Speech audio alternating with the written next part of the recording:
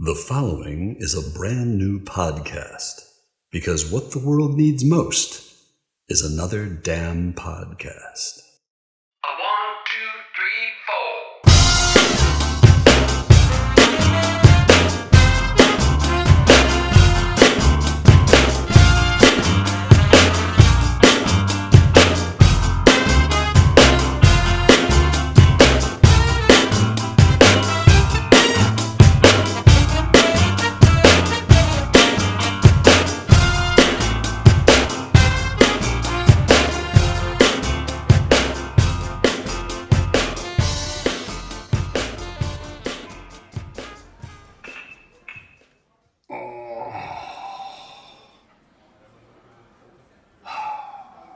Good day, everyone. Went to a class reunion last weekend, and I'm still recovering. A most unusual experience, I might add. Here, let me tell you about it. First of all, my flight got canceled, so I was forced to find an alternate mode of transportation, and for a while there I thought I might have to travel by camel or walk 500 miles to be the man who walks 1,000 miles to get at your door. Then I met up with some buddies, Matt, Jim, and our good friend Refu, for a little preliminary action, little early happy hour, which got a little too happy, if you know what I mean. And somehow, well, I left to go get a bite to eat, and they said they were leaving or whatever. So we got separated, and I had to get there by myself. Except I didn't have the address. So Refu sent me a text with the address, and it was 124714 Wider Street in Cleveland. So I dialed up an Uber, and I was pretty happy at this point. So I got in the Uber, and they took me to 124714 Wider Street, and let me out at the bar, and there I was. But the night was only just beginning. So I hadn't been around in years and years and years, and so I hadn't seen any of these folks in decades. And so I was a little apprehensive, and when I went in, entered the bar, I was immediately greeted by this very nice lady who I didn't recognize. And she was so happy to see me. She said, "Oh, come here. She steered me over to this table and got me a name tag, and she filled it out for me and plastered it on my shirt, and I didn't really pay any attention to it, but then I looked down and it didn't say Castor. It said Phil Glass, as in Philip Glass, you know? And I got a kick out of that because I thought, oh, it's a joke. Plus I kind of got the sense she was confusing me with somebody else. But anyhow, everyone was very nice, and they kept coming up and kind of making little cracks about, Phil Glass, hey, and they're buying me drinks, lots of drinks, and quite a few shots too. Shots of Jägermeister. Actually, it's pronounced Jägermeister. So I was having a great time, and people kept buying me drinks, and all these nice-looking ladies were coming up and hugging me and saying, "Phil Glass, I haven't seen you in such a long time." And I'm like, okay. Who was I to say no, though, right? So, I'm looking around, I kept looking around, I'm like trying to find somebody I recognize, for God's sake, and I wasn't seeing anyone. Why was this? Where the hell were all the people that I remember? I don't have a great memory. I'm horrible with names. You know, if I meet somebody for 5 minutes, or if it's 20 years, I'm bad with names, right? I remember weird stuff, you know, but I'm bad with names. But I wasn't recognizing anybody. I was not recognizing anybody. But I was having a blast. And, you know, really, after a while, I was having so much fun, I didn't really care. And the last thing I remember was doing the Macarena with a bunch of really short chicks. Then I woke up lying face down in a booth in the bar, and the place was empty. Everyone was gone. And this bouncer, who looked like one giant tattoo, was hovering over me saying, "Hey man, you gotta go home now. We're closing up." So I stumbled outside, got an Uber, and went home to my sister's where I was staying for the weekend. And there I slept for the next day and a half, I think it was. So when I woke up, when I finally came to, I checked my phone, and my God, the thing was loaded with messages from my high school friends. Wanted to know, where the hell was I? Why didn't I show up? All this stuff, you know? Why didn't you come to the reunion? What the hell, dude? All this stuff. And it was then that I kind of realized what I was too drunk to realize, which was I had gone to the wrong class reunion. So, you know, so I reached out to my buddies, and I reached out to Refu because he's the one that sent me the address. And he said, "No, man, I sent you 124-714 Widener Street, not Wider Street." Well, of course, with Apple Auto Spell Check, the phone changed Widener to Wider. So I was sent to the wrong address. Thanks, Apple. You're real good at snooping on us, but you're not very good at sending us to the right class reunion. But there was still another mystery that needed to be resolved. Why did all the people at that other reunion, of whatever school it was, why did all those people think that I was their classmate, a fellow by the name of Phil Glass? You know, I certainly reaped the benefits from it, as well as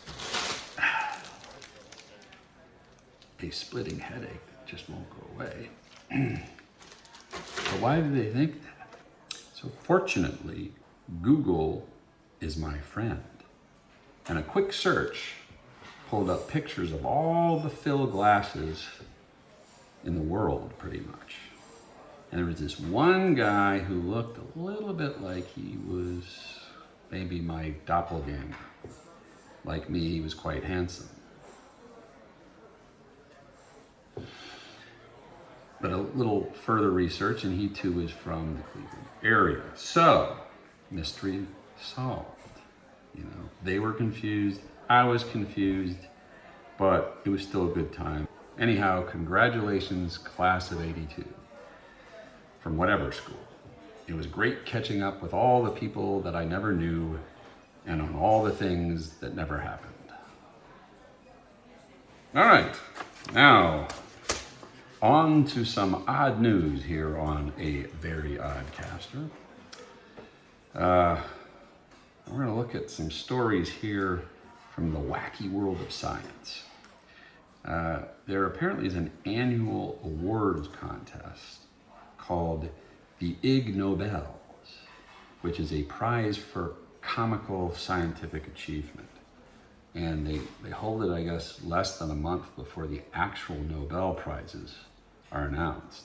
So anyhow, so they had the Ig Nobel a couple of weeks ago, and you know, because of COVID and everything, it's a pre-recorded event that's webcast on the website of the Annals of Improbable Research magazine.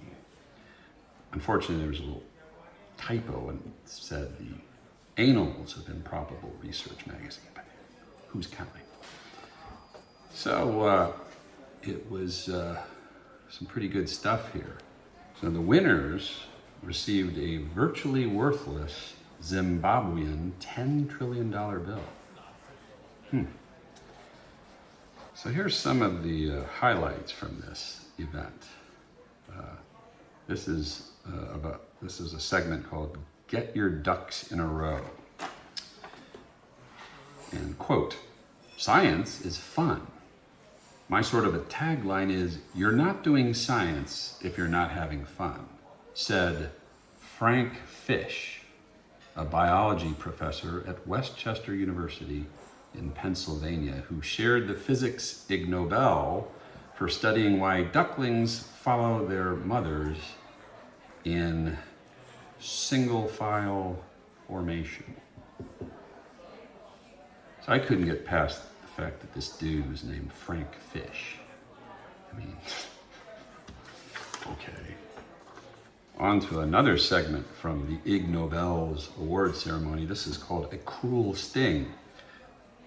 Solimari Garcia Hernandez and Glauco Machado of the University of Sao Paulo in Brazil won the biology Ig Nobel for studying whether constipation ruins a scorpion's sex life, something we all spend sleepless nights thinking about.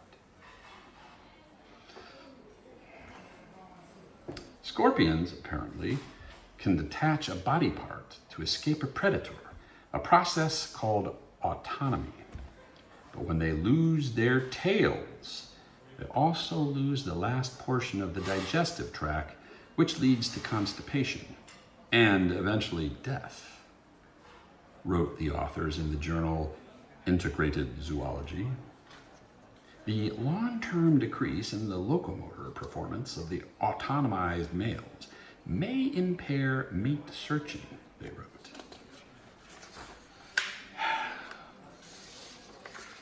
How much money went into that, I wonder? And this was done at a university. Gee, I think we ought to raise tuition so we can study constipated scorpions.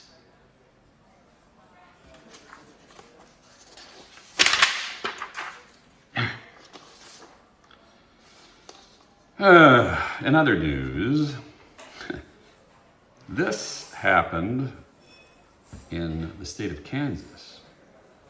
The Johnson County Central Resource Library reported that a VHS tape was mysteriously returned to the library, and it was only 19 years overdue. So, somebody is a little lacking on their daily errands, apparently. This next story comes to us from Maddock, North Dakota. A woman who brought a wild raccoon into a North Dakota bar was arrested, facing criminal charges for possibly exposing the patrons to rabies.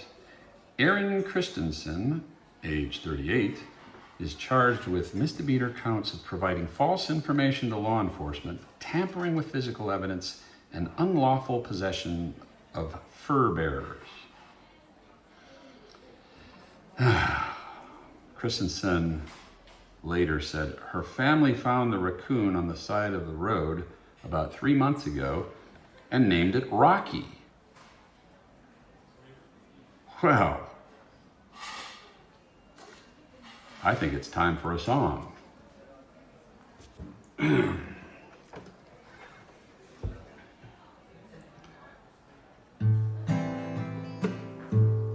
Christensen took Rocky to the Maddock Bar on September 6th during happy hour and showed the raccoon to customers. Bartender Cindy Smith said the animal never bit anyone at the bar, unlike Frank Jones down at the end of the bar. Nevertheless, North Dakota's Health and Human Services Department issued a warning asking anyone who may have been bitten or had contact with the raccoon's saliva to seek medical care. It's illegal under North Dakota Board of Animal Health laws to keep a wild raccoon. Authorities euthanized the animal and it tests negative for rabies. They euthanized it? It didn't even have rabies? Oh, Jesus. Come on, man. It's not the damn raccoon's fault the dumb drunk lady took it to a bar. Jesus. God, I was having fun with that. That kind of bums me out. And finally, this headline says, Nigeria seizes donkey penises to be smuggled to Hong Kong.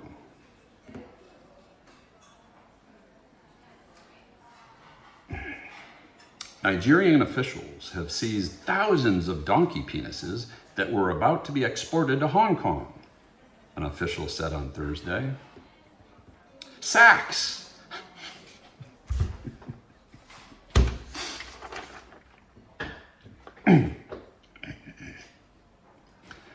Sacks of the donkey male genitals were seized at the international airport in Lagos, which is Nigeria's largest city. Sambo Dangaladima, the Nigeria Customs Service Area Commander, told reporters. Wasn't he the dude that tried to give me $9.2 million? Oh, no, it was some lady. Anyhow, the consignment was, quote, falsely declared as cow male genitals. But after due examination, my export officers discovered they were donkey male genitals, end quote, said Dangaladima. A total of 16 sacks of the genitals were seized, he said. An investigation has been launched to find out more information about the seized items, the Customs Service said.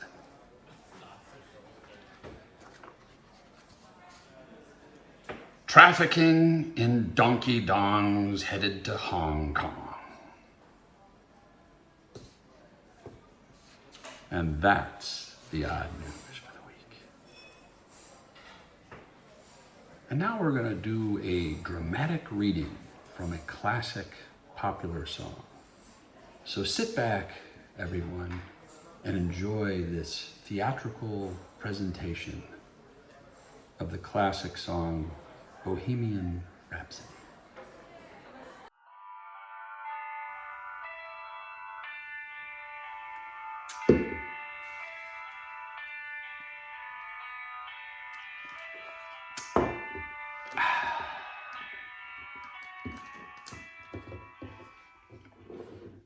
Is this the real life? Or is this just fantasy?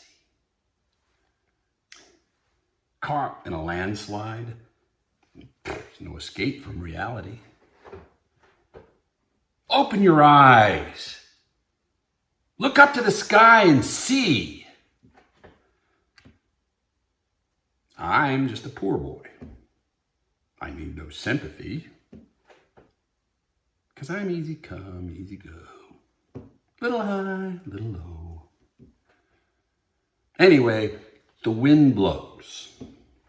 Doesn't really matter to me.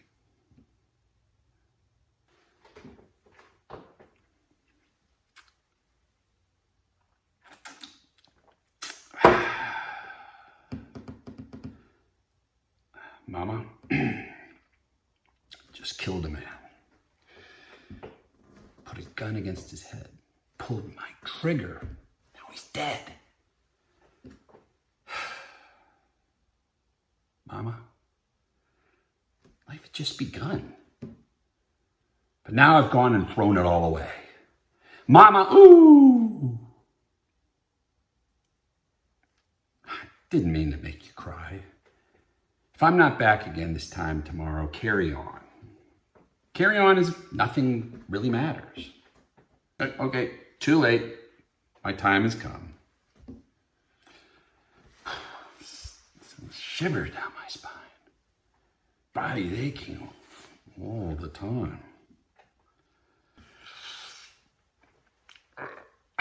Goodbye, everybody. I've got to go.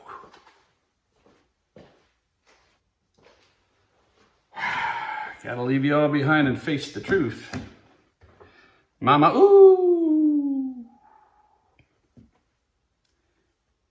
I don't want to die. I sometimes wish I'd never been born at all.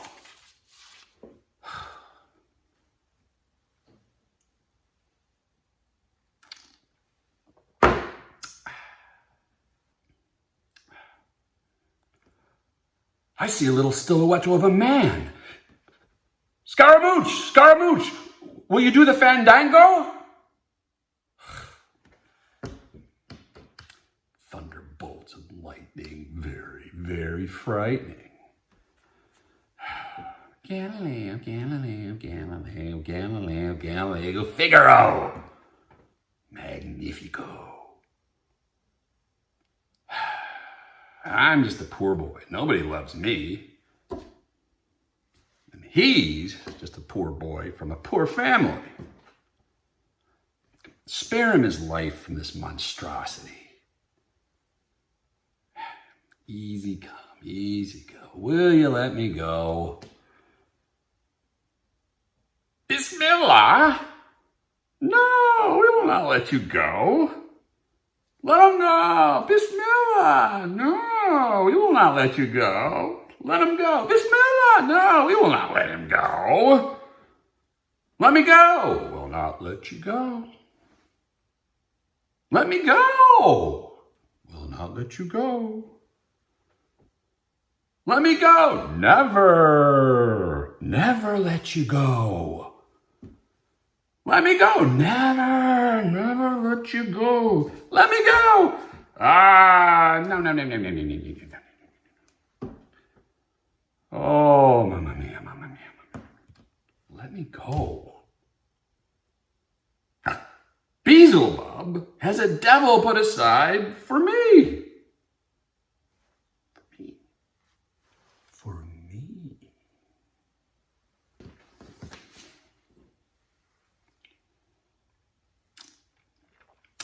So, you think you can stop me? Spit in my eye. So you think you can laugh at me and leave me to die? Oh, baby. Can't do this to me, baby. Just got to get out. Just got to get right out of here.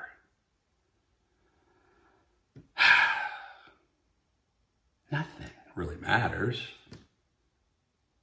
Anyone can see. Nothing really matters to me. Anyway, the wind blows.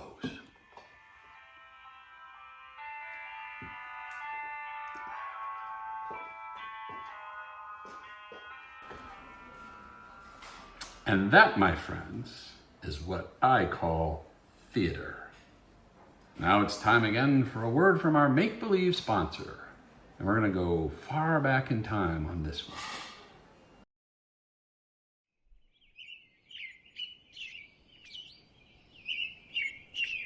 Double flavor is waiting for you. Double freshness is waiting for you. Double mint feeling really makes you think. Double mint's the one for you. Double fresh, double cool, double delicious to chew. Double flavor is waiting for you. Double freshness is waiting for you.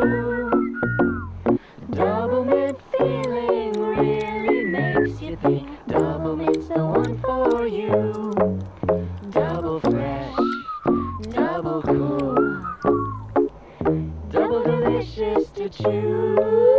Double flavor is waiting for you. Double freshness is waiting for you. Double mint feeling really makes you think. Double mint's the one for you. Double fresh, double cool, double chew. Double flavor is waiting for you. Double mint gum. Double freshness is waiting for you. Double mint gum. Double mint feeling really makes you think. Double mint's the one for you. Double fresh. Double fresh. Double cool. Double cool. Double delicious to chew. Double flavor is waiting for you. Double mint gum. Double freshness is waiting for you. Double mint gum. Double mint feeling really makes you think. Double mint's the one for you. Double fresh. Double fresh. Double cool. Double cool. Double delicious to chew. Double your pleasure with Double Mint Gum. Well, we're about to wrap up here on another episode of A Very Odd Caster, but first, it's time for Your 2 Cents, an opportunity for you to email me about what's on your mind. And if you'd like to send an email, send it to veryoddcaster@gmail.com. That's veryoddcaster@gmail.com. We have one email here today, and it comes from Sambo Dangladima, a Nigeria Customs Service Area Commander. Where have I heard that name before? Dear Caster, your donkey penises have arrived. Have a good weekend.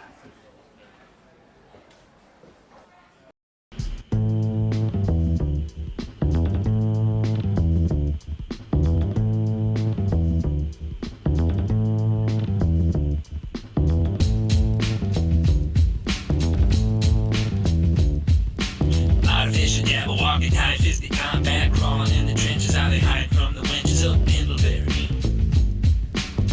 Do you know what I'm talking about?